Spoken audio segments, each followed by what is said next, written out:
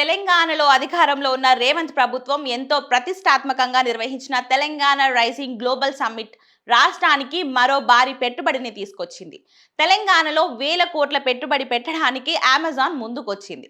రాష్ట్రంలో Amazon web services AWS తన కార్యకలాపాలను భారీగా విస్తరించనుంది. దీనిలో భాగంగా 58,000 కోట్ల పెట్టుబడితో AWS క్లౌడ్ సెంటర్ల విస్తరణ కోసం అమెజాన్ తెలంగాణ రాష్ట్ర ప్రభుత్వంతో ఒక వ్యూహాత్మక ఒప్పందం కుదుర్చుకుంది. అమెజాన్ తెలంగాణల మధ్య కుదిరిన ఒప్పందం ద్వారా రాష్ట్రం ఒక కీలకమైన డిజిటల్ మౌలిక సదుపాయాల మైలురాయిని సాధించినట్లు అయిందని అధికారులు అంటున్నారు.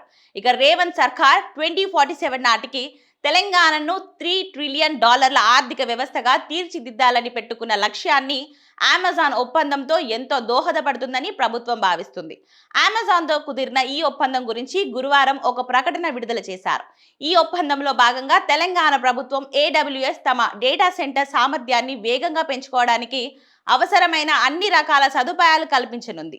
అంటే విద్యుత్, ప్రభుత్వం నుంచి అనుమతులు, భూమి, కనెక్టివిటీ, వ్యాపారానికి అనుకూలమైన వాతావరణం వంటి అన్ని రకాల సౌకర్యాలను కల్పించడమే కాక ప్రభుత్వం నుంచి అన్ని రకాల మద్దతు అందించనుంది. ఈ సందర్భంగా సీఎం రేవంత్ రెడ్డి మాట్లాడుతూ అమెజాన్ వంటి ప్రపంచ స్థాయి దిగ్గజ కంపెనీలు తెలంగాణ రాష్ట్రం మీద విశ్వాసం ప్రకటించడం తమకు గర్వకారణంగా ఉందన్నారు. రాష్ట్రంలోకి వచ్చిన ఈ భారీ పెట్టుబడులు తమ పాలన, స్థిరత్వం, తెలంగాణ రైజింగ్ 2047 పట్ల ఉన్న నమ్మకానికి నిదర్శనంగా నిలుస్తాయన్నారు. అమెజాన్ ఒప్పందం 2047 నాటికి రాష్ట్రాన్ని $3 ట్రిలియన్ ఆర్థిక వ్యవస్థగా తీర్చిదిద్దాలనే తమ లక్ష్యాన్ని మరింత వేగవంతం చేయనుందని ఆయన పేర్కొన్నారు.